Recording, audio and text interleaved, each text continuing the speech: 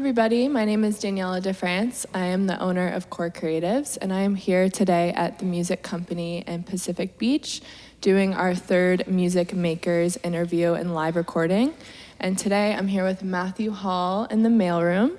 We're going to get started into how they started as a band and just some overall questions. Thank you for having us. Oh, Yeah. yes. Super exciting. So first, how did you guys form as a band, and how did you all get into music? Well, I'm Matthew Hall, so I think I kind of had all these songs, and I was doing a lot of solo stuff, and I met Mark in Oceanside, and we kind of just started jamming together, and eventually jamming more and more, and decided to form a band. Yeah, we met. So there's this place in Oceanside called Artist Alley, and they have these events where there's like art stands, and it's sort of like an art walk, and there's like scheduled busking that happens during those times. And so I was playing music with another guy, and he was doing solo acoustic right after. And so me and my buddy sat and watched. And from the first moment that he started playing, I realized like, oh man, there's not a lot of music that sounds like this. And so after his set, I just came up to him and I said, hey, if you ever need a drummer, let me know. And he actually did need a drummer. I did need a drummer. So, and I didn't know that began a trial period where he was very skeptical. And Yeah, I was kind of at this standstill where I was separated from another drummer, and I was kind of just doing my own thing again, and I was trying to figure out the direction I wanted to go. So yeah, I met Mark, and like I said, we played for a couple months, and then we brought in our keyboardist, who's not here with us today, and then we brought in a bass player, and I kind of wanted to form what is the Mailroom. Which is, yes, it's my backing band, but I think it also really gave the flavor to the way our music sounds right now. Mm-hmm. So, yeah, that's how it kind of came about. Yeah, if you listen to some of his music prior, we play some of the same songs, but it just doesn't sound the same because I think we've added a little bit of like our own personality into it. So yeah, so everyone in the Mailroom, I let them kind of, I present the songs and I let them kind of give their own flavor to it to shape what will come out of it. So, yeah. Awesome. And then what or who has influenced your band's style of music? Personally, in my earlier days of writing, in like discovering I wanted to make music, I was listening to a lot of Dylan. And I think that really shaped my form of writing. And then through the years, I would say what shaped kind of like the direction I'm going now is I listen to a lot of like Pavement, Mazzy Star, those kind of 90s alt bands in a way. And then I feel like there's a few artists here and there that I kind of pick and pull from. That's what I like to do, I think. So, mm-hmm. What about you, Mark, with your drumming? I mean, I love simple drumming, nothing too over the top. So I think like Patrick Carney from the Black Keys is a huge influence to me. Like he's not trying to do anything crazy. He's just trying to, support, and yeah. Which is what I think I also like with drumming. Just give that flavor to the music, nothing overbearing, or when it is going to be overbearing, like in the right spots. I think Mark does that well. So yeah, I mean, you can tell when someone's trying too hard and it doesn't really fit the music, and I don't think that's supporting the band. I think it's just like know your place, mm-hmm. Find your little moments, and then keep moving. I will say I've been diving into a lot more John Mayer lately, but I don't really sing like him or play like him, but okay. I think really, if you look beyond that, his writing is really good. Yeah. So I think a lot of the music sometimes it just depends on the mood that I'm in, and maybe if I have these ideas, like what artist am I gonna like listen to that week to get some kind of influence or inspiration from. So cool. Yeah. Nice, love it. And are you guys currently working on any new music that's going to be released soon? And if so, tell me more about the process of writing, recording. Yeah, so we are working on music. We first went into the studio last fall. We took a little break to really tighten up on a lot of things. And we did about 20 hours in the studio in March. We recorded a mess of songs, which we've just been doing the nitty-gritty of it right now. We released a song last month, and we have one coming out again next month, and we're planning to kind of do, I think maybe 2 more singles after that, mm-hmm. To do an album by the end of year, this fall. Yeah. I think we got like, what, 10 songs recorded? Yeah, right now? 10 songs. Right now we have recorded, and I think we're going back in June to do another session and do that. I think the process of it is well, I mainly write the songs, and then I will present them to the band. We will do kind of a designated practice before recording, and we each kind of give our input of what are we going to do here, what are we going to do there, and like what's the vibe, direction of the song. And yeah, the way we record it is we do it live, so we're all in the same room. Yeah. And I like it that way because I love playing live because sometimes it can be different from the recorded song you listen to because of just, when you're in like a venue and stuff, you're pulling all this like energy and like the vibe of people. So I feel like it can kind of shape the way you guys are playing. And so in a way I wanted to do that in the studio where it's like we're set up, we're all looking at each other. So it's like, yeah, we have this way we're gonna do the song, but sometimes it like happened a couple times where we had this like set way we're doing a song, and because I felt like the way we were just like in it and jamming and having a good time, it took a different direction. Yeah. Kind of, Or a different tempo. Yeah, We don't play to a click too when we record, so it's all feel. Something Sweet is a song that we released in November, and it's probably like 7 BPM slower than we used to play it live. Yeah. And it's just the way that we played it at that time. It was the third take, and the third take was the best take, and that's the song that came out. So I really love that part of it, that it's not so structured. Yeah, I think though it's like when we do our practices before, like if, we go in there on a Saturday, we're gonna practice a night that week. What the songs we're gonna record that Saturday, and we're working on one song for like an hour, like just getting down to it, right? And then it's like we step in the studio, and it's like I'd rather at the practice be so like focus in it, and then like let's just let go in the studio. We know what we need to do to get to the end of the song, so let's do that. And if things take a different course, just let it flow, kind of like the way we're gonna feel about it. So Yeah. I think our process in the studio, I want it to be chill. I want it to be easygoing. Like I don't want anyone to stress about it, So Sounds like a good process. yeah, I think so. Yeah. So Yeah, the song that's coming out next month, actually, fun fact, is the first song that you played in Artist Alley, where I had that realization of like, dang, this guy doesn't sound like anything that's in the music scene right now. So stay tuned next month to find out what I'm talking about. yeah, okay. Cool. Awesome. And what are some struggles that you guys face as young musicians in today's world, and how have you overcome some of those challenges? I think he's done a really good job of, with the mailroom, keeping everybody engaged, because if he just came to the group saying, here are my songs, this is what you need to play, we have a show in 2 weeks, I don't think you'd have that engagement from people. There's so many opportunities to play music right now. People can find their own projects and like, okay, I want to do a funk project, screw this guy. The fact that he keeps everybody engaged and lets their creative part come out, like that's a challenge now, as good musicians are pulled in so many different directions. So. Yeah, so just keeping people, I think, that's something, I struggle with. And when I say I struggle, I don't think I genuinely struggle with because of the way I keep it, like everyone involved. So I think that helps a lot.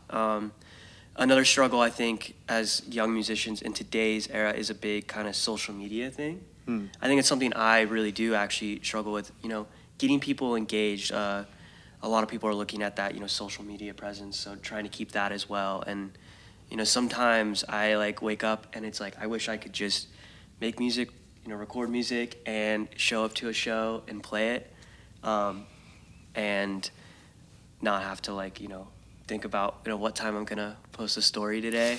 and and it's like, but though I struggle with it, I also come to realization it's kind of the way it is. Times change and you have to move with that. Yeah. But you can't help but admit that it is a struggle. And so I think that's something I, have a hard time with, because sometimes it can take away from the music, the business side of it, but. Do you do music full time? No, I have a daytime job, and that's to fund the music. So, and I think I've set myself up with my daytime job that I have, that I can give myself this freedom to focus on the music. So it's Monday through Friday during the day, because music happens at night, I feel like, and on the weekends. So, and I don't feel like my job, it's too high stress too. Yeah, and I think the goal is, obviously I want to do music full time, but nowadays it is, I hate to sound like I'm like some like old guy or something, because I'm not, but nowadays it's rough, like it's hard. Not to say I don't think back in the day it wasn't hard. Yeah, just different challenges. Just different challenges. So you're always going to have those. And yeah. Cool. So I think I've set myself up where I can focus on music, you know. I have a job where I can call Mark during the day while I'm working and bug him about some ideas I have, you know. So yeah. And we just rehearse at my house, so he just comes over and we figure it out. Yeah. Nice. Yeah, so it's good. Nice. We have a good setup, I think. Cool. And so you guys have the Music Box show coming up next Friday, May 24th, with Aviator Stash and Moon Daddy, which is awesome. Do you guys have any other performances coming up this year? As of right now, we do not. I decided not to stress on booking anything really the next 2 months, because like I said before, we're going to get back into the studio.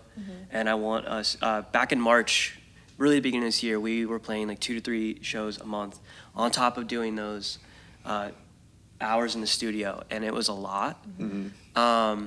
And so I was kind of want to get back in the studio the next 2 months and focus on the songs, and we'll start booking some stuff, I think, towards the end of the summer.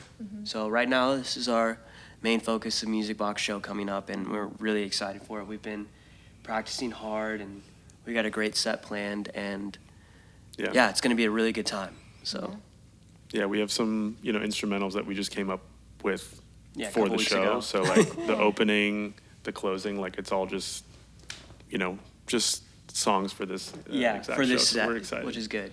Yeah. Which I like doing. I like, other than the writing stuff, I like doing some instrumentals, which is where I feel like the mailroom does come in hand. They, our bass player, whose also name is Mark, he will present some stuff on the bass, and we'll kind of go with his direction, which is nice. Nice. So, yeah, we're really stoked. Awesome. Well, that's all I have. Thank you guys so much. Thank you. Thank you. Yeah, and get your tickets to Music Box next Friday. Appreciate it.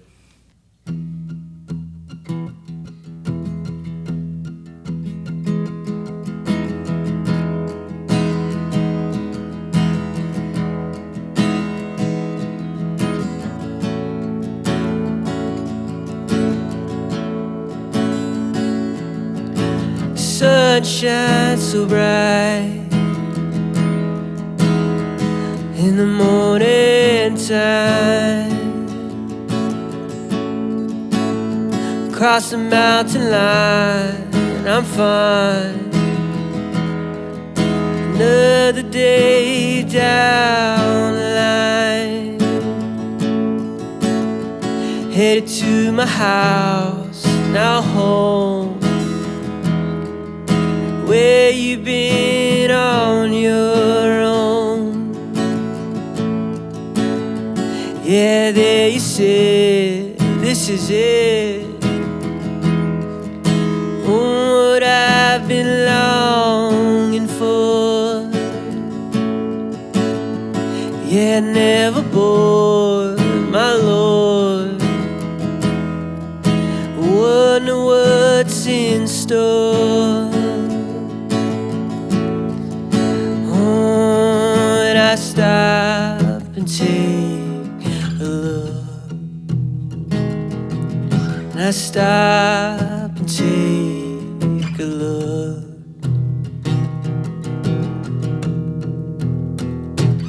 Looking around,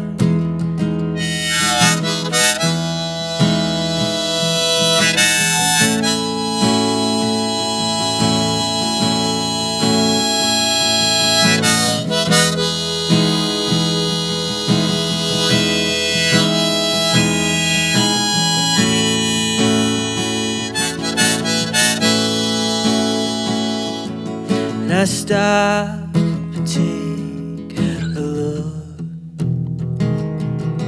I stop and take a look.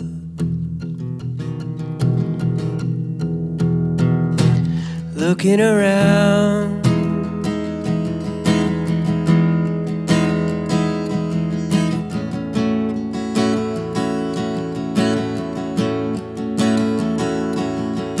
And it's alright and I'm okay. It's just another day. Care if I stay, if I may. Oh, and I will. Watching Kill Bill still. Oh, my life is such a thrill. Oh, that's why I stop and take a look. I stop and take a look.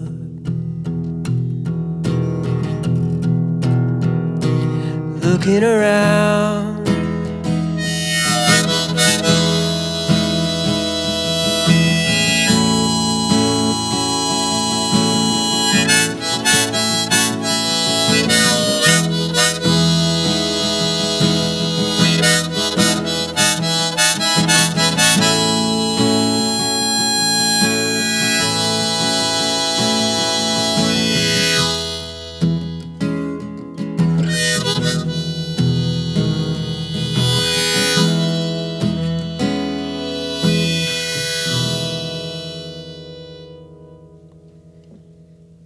This one's called Taxi Windows.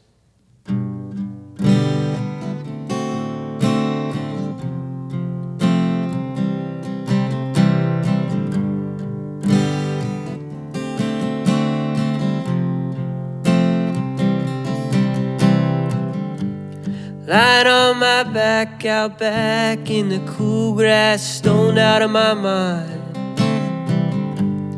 It's alright, 'cause I find do it all the time. Crickets and the frogs and the trees and all this life around me. They could be talking, possibly, it's still a mystery. And I like it here sometimes, this time of year, it's better. Lying in this cool grass, the stars are out, in my favorite sweater with my dreams. Taxi windows, 1963, careless wind blows through the alley, and hey, the neon lights never look so pretty through the streets of New York, New York City.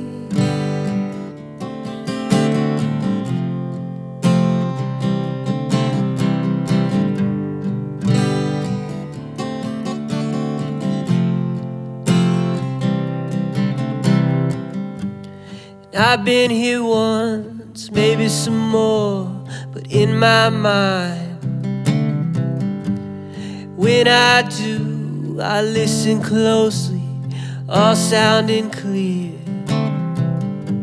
It's music down the street, ain't that neat, to my heartbeat.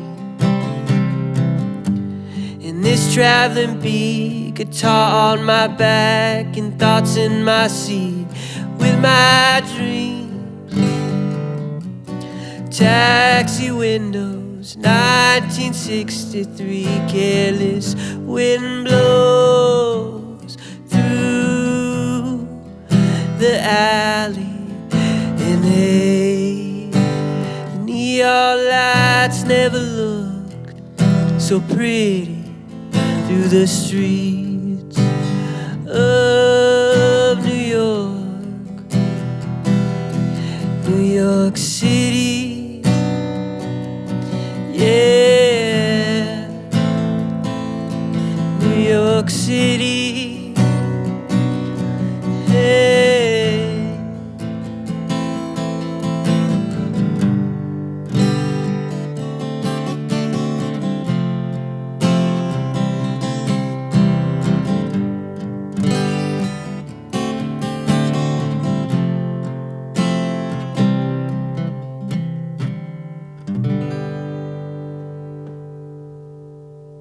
Hey guys, I am here with Greg and Drew from Aviator Stash. What's up? Yo.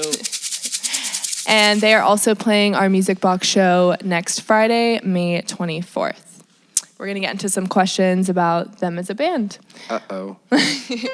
So first, where are you guys from? How did you form as a band? And from there, how did you find your style or path of music you guys wanted to make together?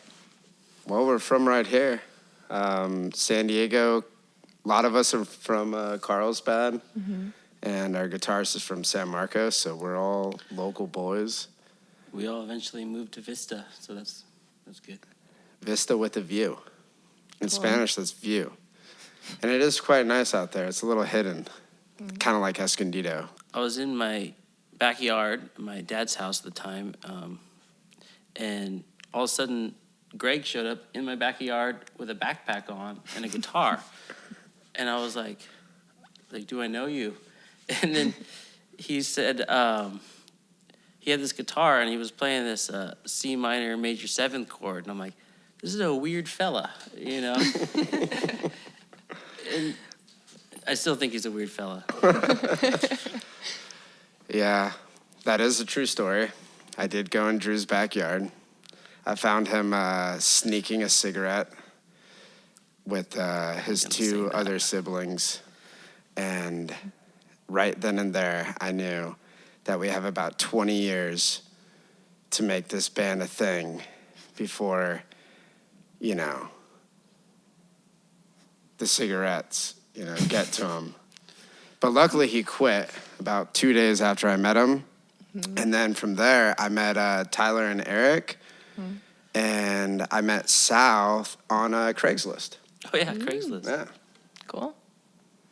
And you guys have been playing together for how long? Like, It's been 5? 2015 we really started getting wow. going, and then 2017 was our first album. So, oh, wow. yeah, it's been almost a decade. Wow. Yeah.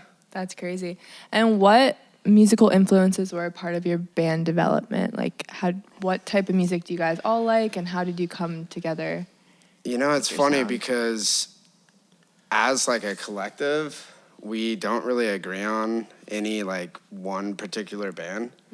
But, you know, we get stuck inside, you know, our cars and trucks and going to shows, and everyone's gonna, you know, toss the phone around and listen to different music. So I would say like one band in particular that we all can agree on is Dr. Dog. And from there, like maybe get into like a little bit of Spoon. I would say Radiohead, but Tyler absolutely cannot.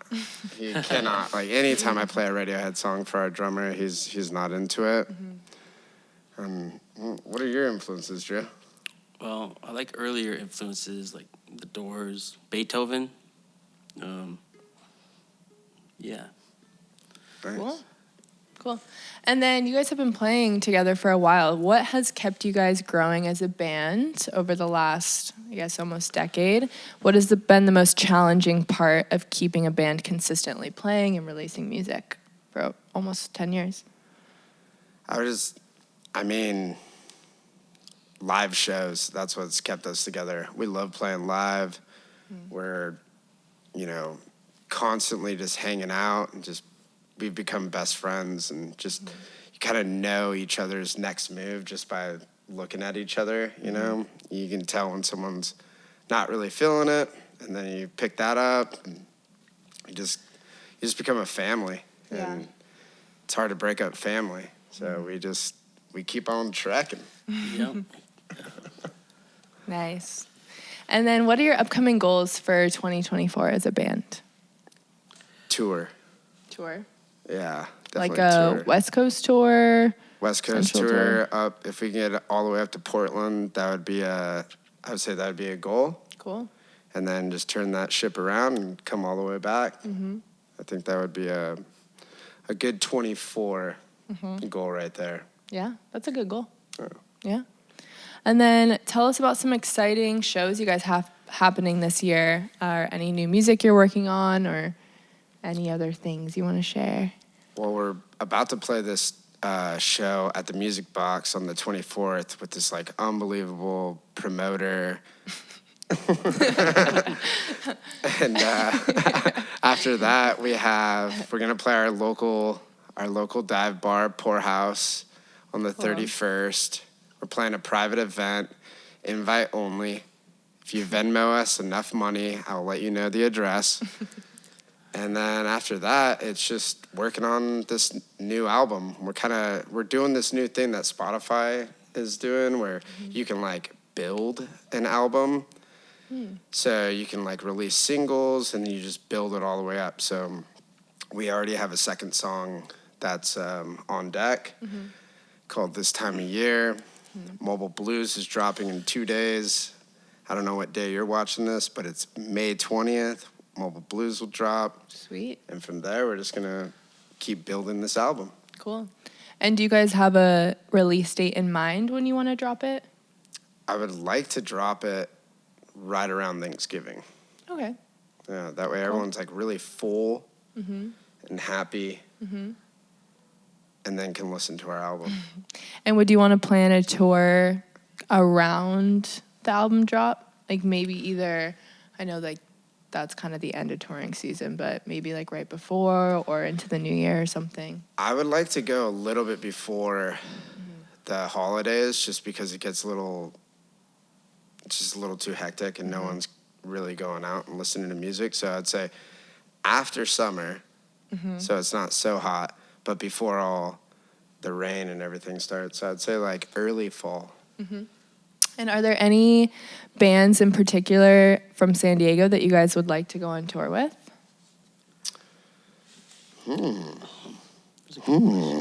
It's a loaded question. We have Matthew Hall staring at us right here. Nah, I don't want to tour with you. We're no tourists. JK, I just want to tour with the Mailroom without Matthew. No, no one in particular. No bands that you guys would want to? Cage the Elephant. Yeah. Yeah. Perfect. We'll open for Cage. Sweet. I love it. Okay, well, that's all I have. Thank you guys so much for coming and doing this interview. Thank you. Yeah. And now we'll hear some music from you guys. Right on.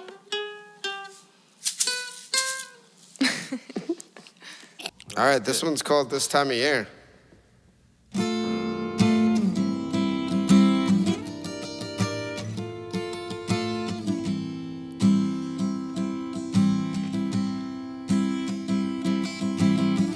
This time of year brings a sense of fear that can be felt in the wind.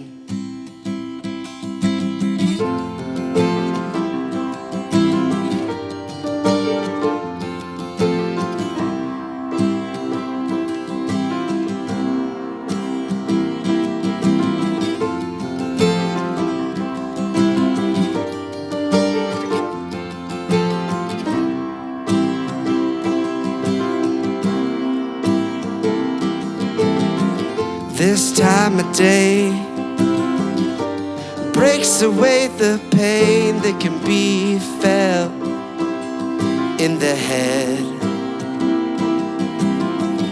I remember the times when we picked apart our minds, which we knew we loved. It's about time that you stop and realize that the face in front of you is the one that wants you. And it's a sense of anxiety that just can't get out and relax. As your mind sleeps, yeah, can your mind keep up with how you think, or will you just roll on over and grab a sheet, undercover hideaway?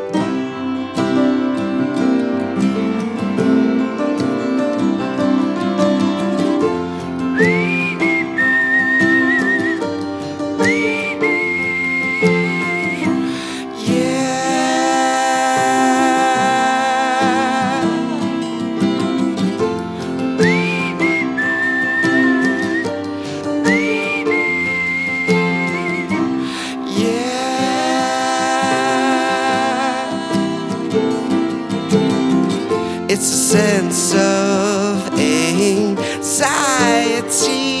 that just can't get out and relax. It's a sense of anxiety that just can't get out and relax. Whoa, oh, oh.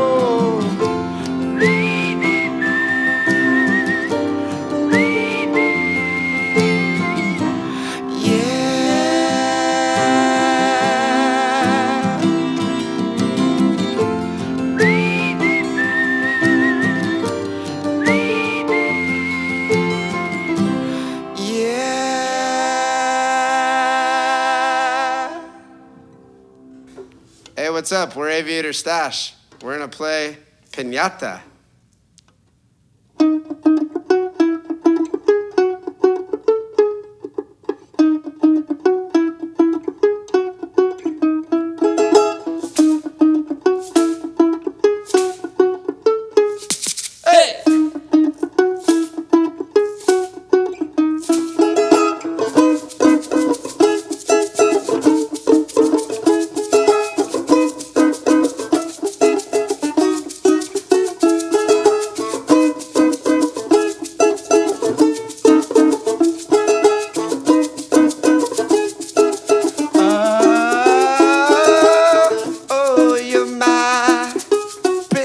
Piñata, oh, you're my pretty piñata.